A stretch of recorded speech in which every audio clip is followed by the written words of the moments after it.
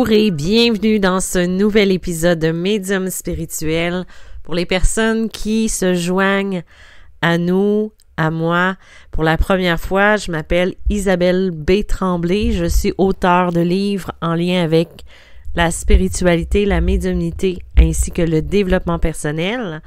J'ai 4 livres en lien avec la médiumnité, c'est-à-dire les livres Médium malgré moi, Passeur d'âme, Les chemins de l'âme et le dernier, Messagère de l'âme. Ce sont des livres qui peuvent vous aider dans votre cheminement spirituel et médiumnique. Si vous êtes dans un éveil, je suis là pour vous aider et aussi à vulgariser ce que vous pouvez vivre. C'est d'ailleurs la mission de ce podcast-là. Je reçois à l'occasion des gens avec qui je vais échanger sur des sujets qui les touchent particulièrement. Moi, je vais aussi partager mon expérience, mais aussi des trucs pour vous aider à vous améliorer. C'est sûr que si vous voulez quelque chose de plus poussé, j'offre aussi des séances de coaching, d'accompagnement, que ce soit dans un éveil spirituel ou dans un éveil médiumnique ou même pour communiquer avec vos proches ou autres, même avec vos guides, je suis disponible. Toutes les informations sont sur mediummalgrémoi.com. Donc, voilà, petite annonce de fait. Aujourd'hui, on va parler d'un sujet qui nous touche presque tous, la charge mentale et spirituelle. C'est une charge qui est invisible, qui va souvent être ignorée, mais qui peut devenir quelque chose de très pesant. Mais comment on peut reconnaître, l'alléger pour pouvoir trouver un équilibre intérieur? C'est ce qu'on va regarder ensemble aujourd'hui. Donc, installez-vous confortablement. Moi, je me suis pris un petit café. Je vais essayer d'éviter de boire, par exemple, pendant que je vous parle pour éviter les sons. Mais installez-vous confortablement. On part dans le sujet. La charge mentale, qu'est-ce que c'est? Tu sais, on entend souvent ce terme-là de gens qui disent que la charge mentale est pesante, ils savent plus quoi faire, ils ont tout sur leurs épaules. La charge mentale, en fait, c'est ce poids-là qu'on va ressentir quand on va avoir à jongler avec plusieurs responsabilités à la fois, que ce soit le travail, la famille, les tâches ménagères, les relations. Mais la charge mentale spirituelle va être un petit peu différent. Ça va être cette pression-là qu'on va ressentir quand on va chercher constamment à trouver un sens à sa vie, à être aligné avec ses valeurs ou à répondre à des attentes spirituelles ou émotionnelles. C'est une charge mentale. Dans le fond, la charge mentale va être souvent reliée ou liée à des exigences qui vont être externes, tandis que la charge spirituelle, elle va venir de l'intérieur. Par exemple, est-ce que j'ai pris les bonnes décisions? Est-ce que je suis fidèle à moi-même dans les choix que j'ai faits? Pourquoi j'ai l'impression d'être si déconnectée? La société va nous pousser souvent à faire au lieu d'être. On va courir après des objectifs, mais qu'est-ce qu'il en est de notre âme?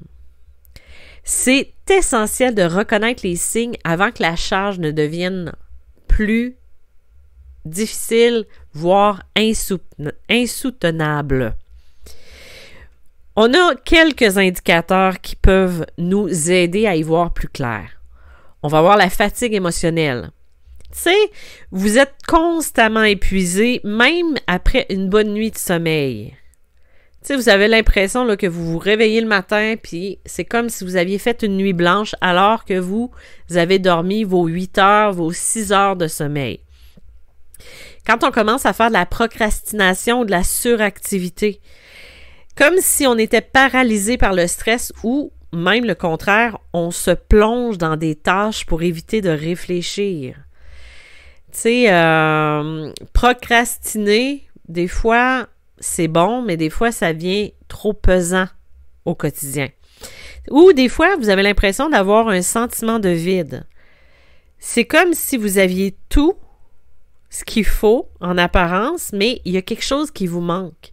Il y a quelque chose qui est vide de sens à l'intérieur de vous. Il y a aussi ce qui peut arriver, une déconnexion spirituelle. C'est comme si vous trouviez plus ou si on trouvait plus de sens dans nos pratiques spirituelles ou nos croyances habituelles. C'est comme si tout nous semble anodin, comme s'il n'y a plus rien qui résonne. Il faut à ce moment-là prendre un moment pour réfléchir et de se demander si, dans ce que je vous ai nommé, il y a quelque chose qui résonne. Est-ce qu'il y a un de ces facteurs-là? Est-ce que vous vous sentez comme fatigué, mais pas fatigué physiquement, mais c'est comme si mentalement, spirituellement, vous avez l'impression que vous êtes épuisé. Ou vous avez cette sensation de vide-là, mais vous n'arrivez pas à le combler. Mais, tu sais, c'est beau se poser les questions, mais comment on peut faire dans le quotidien pour trouver un équilibre mental et spirituel, puis aussi alléger cette charge-là? C'est sûr que la première étape, puis j'invente rien, puis vous allez sûrement la connaître, c'est d'apprendre à dire non. La surcharge mentale, elle va venir souvent de notre incapacité à poser des limites. Tu dois dire non à ce qui ne te nourrit pas. Mais dans la vie, dans notre quotidien, avec les proches, avec les gens qu'on aime, ben on va toujours dire oui et on ne s'écoutera pas. Et tant et aussi longtemps qu'on n'apprendra pas à dire ce non-là, on va se vider énergétiquement. Il y a aussi ce truc-là de se reconnecter à son corps, de reprendre conscience de notre enveloppe terrestre. La méditation, la respiration consciente ou même juste aller se promener en forêt, dans la nature, aller sur le bord de l'eau, ça peut nous aider à revenir dans le moment présent. Tu sais, et de prendre conscience de notre ici et maintenant. Aussi, il faut créer un espace pour son esprit, pour sa tête. Ça peut être d'écrire un journal intime, de noter les pensées ou les émotions pour que vous puissiez les sortir de votre tête. Arrêtez de les ressasser à perpétuité. Ça sert absolument à rien. C'est aussi de prendre des moments de silence. Éteindre toutes les distractions, fermer le téléphone, fermer la télé, arrêter la musique et juste de s'écouter, d'écouter ce qui monte, ce que votre cœur vous dit. Moi, j'adore ces moments-là de silence. Il arrive des moments dans ma vie où on dirait que j'ai besoin d'être dans ce silence-là et je peux passer 2-3 heures dans le silence complet à faire mes choses, à lire, à écrire et je m'ennuie pas.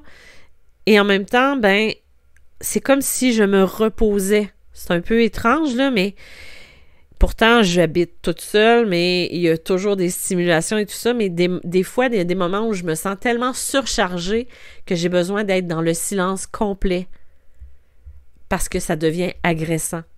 J'ai l'impression de ne plus m'entendre. Il y a aussi le moyen de faire une réévaluation de vos priorités au point de vue spirituel. Est-ce que vous êtes dans une quête spirituelle authentique ou vous répondez à des attentes extérieures?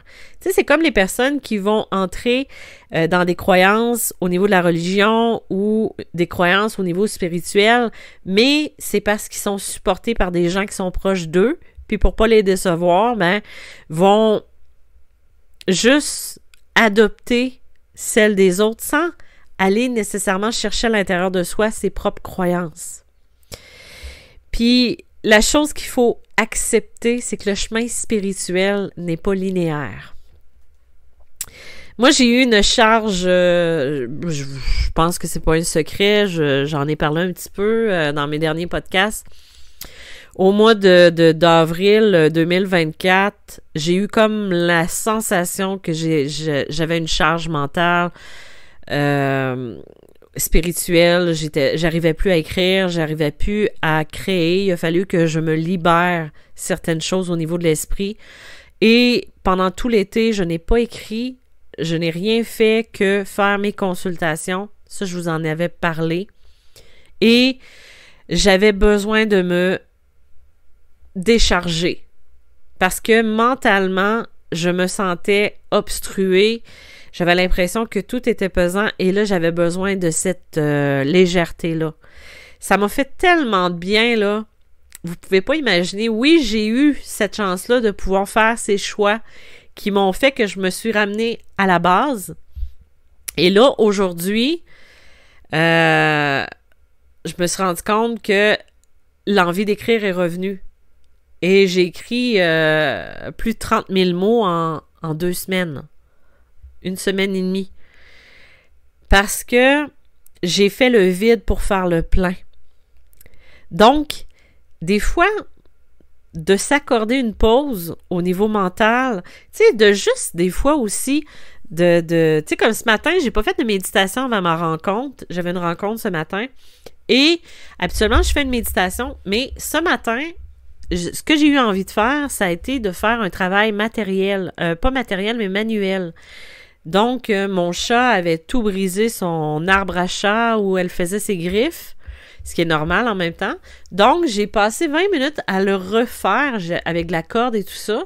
Et j'ai pris ce moment-là comme de la méditation parce que je ne pensais à rien d'autre qu'à faire ça machinalement, mais ça m'a fait du bien mentalement. C'était comme si c'était pour moi une méditation. Des fois, ça va être aussi les gens qui vont créer avec leurs mains. Ça peut être d'aller prendre une marche. Tu sais, c'est de se trouver ces moments-là à soi de soi peut être quelque chose qui peut être intéressant à mettre au quotidien. En tout cas, merci d'avoir pris le temps d'écouter cet épisode-là. Il est un petit peu plus court que les derniers. Il faut pas oublier que la charge mentale et spirituelle, ça peut être un défi, mais que si on en est conscient et qu'on est doux avec soi-même, on peut transformer ça en tellement une belle opportunité de grandir, puis de se reconnecter à l'essentiel. Si cet épisode-là vous a parlé, je vous invite à partager vos réflexions, que ce soit sur les réseaux sociaux, de vous abonner pour ne pas manquer les prochains épisodes, de partager cet épisode-là avec quelqu'un qui pourrait en avoir besoin. Et je vous dis merci beaucoup. Prenez soin de vous. Et s'il y a quoi que ce soit, n'hésitez pas à me contacter. Ça va me faire plaisir sur mediamalgrémoi.com. Merci. Au revoir.